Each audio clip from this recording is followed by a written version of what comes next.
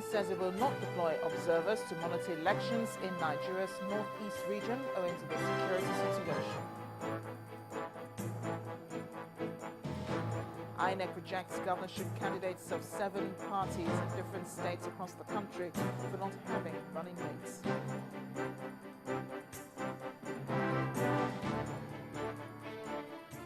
President Goodluck Jonathan takes his campaign train to Kwara State, tells Emir of Ilorin that Boko Haram is high on his priority list. Head of far-left Syriza party Alexis Tsipras, sworn in as Greece's prime minister, gets set to head anti-austerity coalition government. On business news tonight, plans are underway to make it easier to register businesses online. And on sports news, for the first time since 2010, a former champion Venus Williams reaches the quarterfinal of the Australian Open.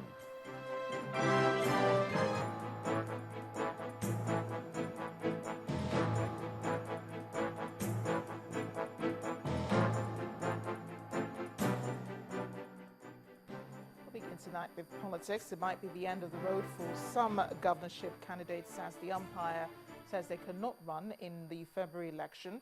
The Independent National Electoral Commission has rejected the submission of governorship candidates for 7 political parties in different states of the Federation. The parties and the states affected are the People's Party of Nigeria in Delta State, Labour Party in Niger State, New Nigeria People's Party in Ogun State, Unity Party of Nigeria in Oyo State, United Democratic Party in River State, and People's Democratic Movement in Sokoto and Zamfara states, respectively. The Commission today released the verdict stating Section 187 of the Electoral Act 2010, as amended, as its reason. The portion of the Act provides that a candidate to the office of a governor shall not be deemed to be validly nominated for such office unless he appoints another candidate as his running mate who shall occupy the office of Deputy Governor. Meanwhile, the People's Democratic Party's presidential campaign team is in Ilorin, the Kwara State capital, in continuation of its tour of the country to drum up support for the president in the coming elections. Our correspondent in Ilorin says the president arrived in Ilorin and headed for the Metropolitan Square venue of the event amidst tight security. The campaign venue was filled with party members and supporters who gathered to express their solidarity with the party.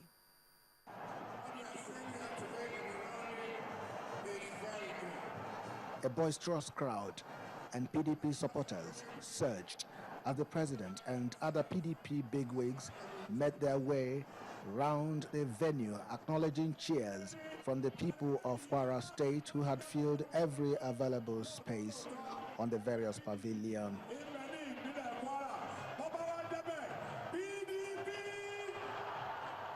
More like a carnival, the various band boys and dance groups kept themselves busy as others awaited to listen to their presidential candidate, who also made his appearance in Kwara State with the First Lady.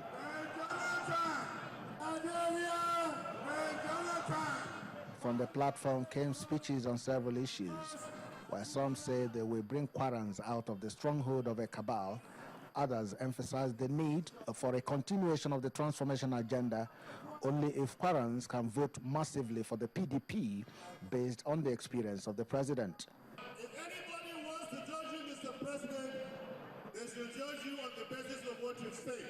The only good thing that Agam had done in this state was done under the PDP government. The crowd you see in Kwara State here is an indication of what we in North Central Zone are going to do and what we have decided that we'll do come February 14, 2015. Today I'm happy to inform you that we are generating over 4,500 megawatts in this country, and we are moving forward. The PDP chairman, Adamu Muazu, presents the flag to the state flag bearer, Senator Simeon Ajibola, who told Kwarans that PDP has been rebuilt giving the credit to President Jonathan. President Goodluck Jonathan went straight to the point. He believes that his administration had not disappointed Kwarans and would want to do more for them. My message to Kwara specifically today is not what we have done per se or what we'll even do, but the fact that we will want to work with you to make sure that Nigerians are free citizens. We don't want to run a government where we have to govern by intimidation. No. I signed the Freedom of Information Bill so that every Nigerian will be free. I want any young man or young woman of 18 years old to be free. We don't want to intimidate you. We want you to have the ability of expressing yourself without any fear of intimidation. We don't encourage a situation where leaders will intimidate the followers, where people will be living as if they are in a zoo and the lions and the leopards are moving freely. And the lambs and the doves have to go into hiding. No, that is not a country. Nigeria is not a zoological garden. Nigeria is not a forest. Nigeria is a country that will be governed by laws and conventions. The campaign train shifts to another ground as Nigerians await February 14, the date that will prove whether Kwarans will indeed conquer the state for the PDP and the incumbent president, as widely acclaimed here in the Ilori Kwara state. Chukuma Onwekusi, Channels Television News. Meanwhile, the president has promised the nation that attacks on the Northeast by Boko Haram would soon become history. President Goodluck Jonathan gave this assurance during the visit with the Emir of Ilorin, Alhaji Ibrahim Gambari. He was accompanied by the Vice President Namadi Sambo, the National Chairman of the party, Adamu Mwazu, Director General of the Presidential Campaign Team, Amadu Ali, among others. President Jonathan also used the visit to make promises of employment for the youth and empowerment of women. The president says the party considers Kwara State a PDP state, a fact, he says, would be corroborated after the 2015 general elections. Yes, we have challenges in terms of security, mainly the Boko Haram saga, and mainly the Northeast. Of course, their excesses extend all to the other parts of the country, including Abuja, Sokoto, Gombe, Kano, and others, Niger State, but mainly in the Northeast of Borno, Yobe, and Adamawa. We are battling, and we'll surely bring it to a halt. The military, even as we are talking, we're expecting a little more platforms this week and next week. And I believe that in another 2 weeks or so, we'll be able to even move faster than we've been moving. But outside the security challenges, we've tried severally, even in terms of the road network. We've not finished. There's no way within 4 years any government can finish all the problems of this country. But we have intervened in so many areas significantly. Because of the nature of my position, NAREC and other spheres of life, even the last confab, I'm always very close to Your Excellency, watching your performance. You have done very well. We wish God Almighty to crown your effort with success, with more success than before. We're staying with the election. The President Goodluck Jonathan and the Emir of Ilorin, Alhaji Ibrahim Gambari. Staying with the elections, observers from the European Union will not be deployed to the northeastern parts of the country to monitor next month's general elections. Addressing a news conference after a closed-door meeting with the presidential candidates and party officials of the All Progressives Congress, the EU chief observer, Mr. Santiago Aizila, said the observers would not be able to monitor the elections in that area because of the security situation there. The EU delegation also met with the National Secretary of the People's Democratic Party, where they emphasized their neutrality and non-partisanship. Our correspondent, Larry Lassisi, reports.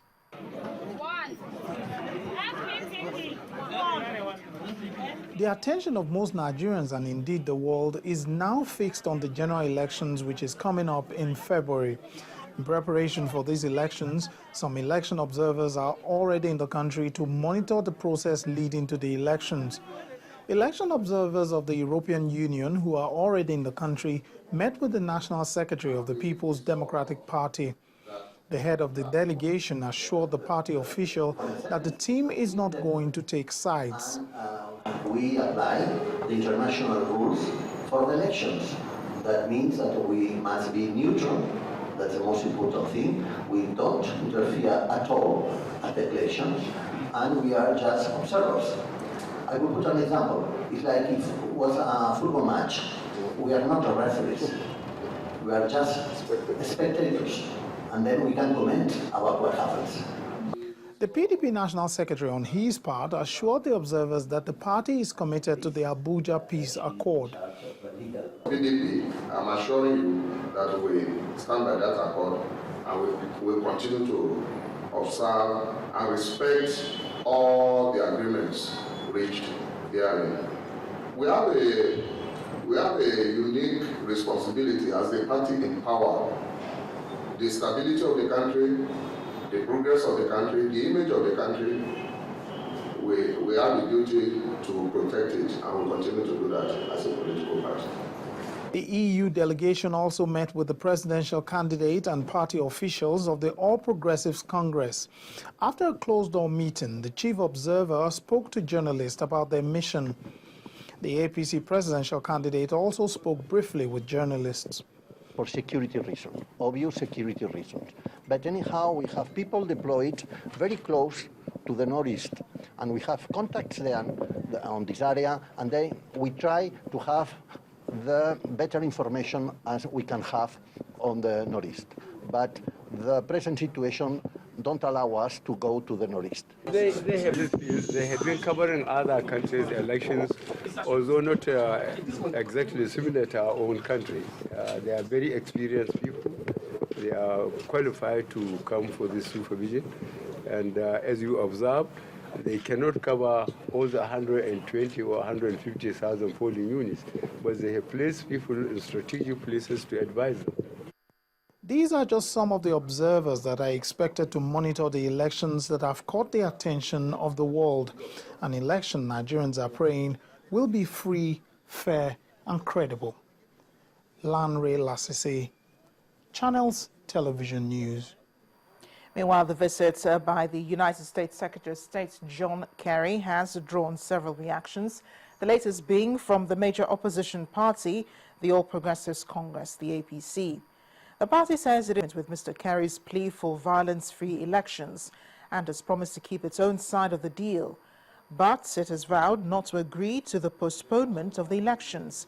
The APC Publicity Secretary, Alhaji Lai Mohammed, today, during a press conference in Lagos, insisted that as much as the date of handover, May 29th, is sacrosanct, as says the president, so is a scheduled date for the elections. The party spokesperson has rejected the call for the postponement of the poll by President Jonathan's National Security Advisor, retired Colonel Sambo Dasuki. When President Goodluck Jonathan met with the U.S. Secretary of State, John Kerry, on Sunday here in Lagos, the president said he told the visiting U.S. top diplomat that the May 29th handover date is sacrosanct. We say this is not reassuring enough, and that for us, the February 14th and 20th dates for the elections are sacrosanct as the handover date of May 29th, 2015. In part two, after the break, courts across the country reopen as judiciary workers' unions suspend a nationwide strike. That's in a moment. Please stay with us.